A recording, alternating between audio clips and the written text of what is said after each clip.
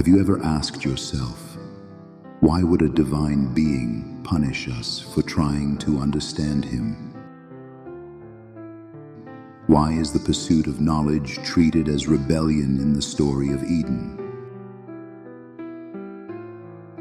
Why do so many religions demand that we stop asking questions and just accept things as they are?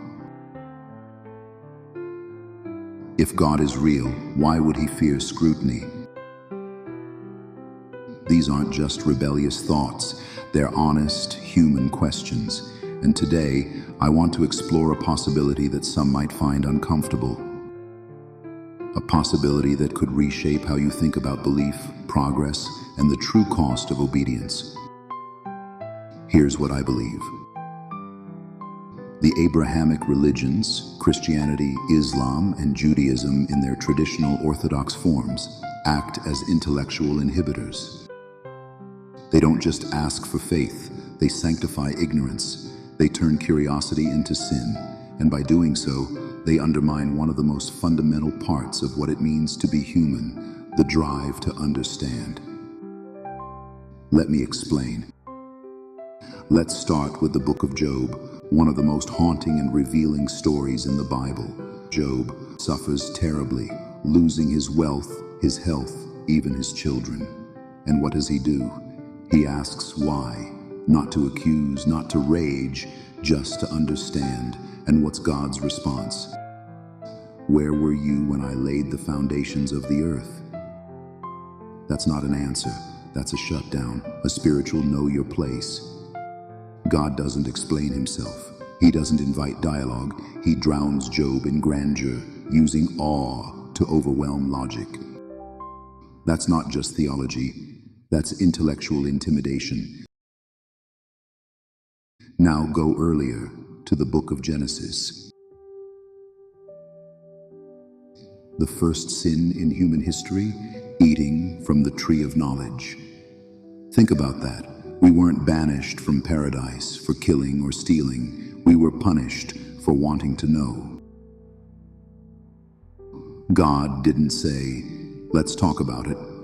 He said, you disobeyed, you're out. And in one mythological stroke, the story frames curiosity as betrayal and obedience as virtue. These aren't just ancient stories. They're templates. They get internalized, passed down through sermons, prayers, traditions, and slowly, subtly, they teach us that some questions are off limits, that certain truths are too high for us, that trying to understand is a kind of pride. But here's the thing, I don't buy it, because every major leap forward in human history came from asking forbidden questions. Galileo questioned the Church's view of the universe and found a solar system. Darwin questioned the biblical origin story and discovered evolution.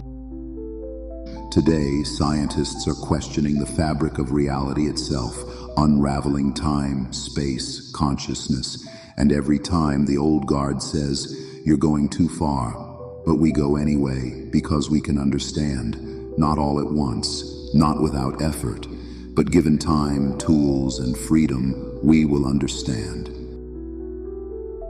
Here's what this is really about. Power. When someone tells you, don't ask, it's usually because the answer would cost them something. The same goes for institutions, especially religious ones. By declaring some knowledge off limits, they keep control. They tell you, trust us. It's not for you to understand.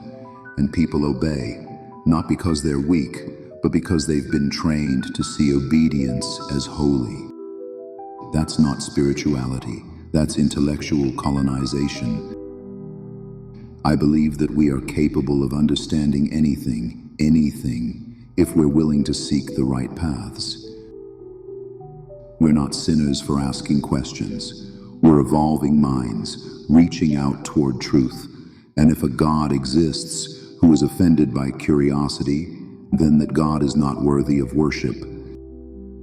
If you've ever felt guilty for asking why, If you've ever been told to just have faith, if you've ever had your curiosity met with silence, then I want you to know you are not wrong for wanting to know. You are not broken. You are human. And being human means never being done asking questions.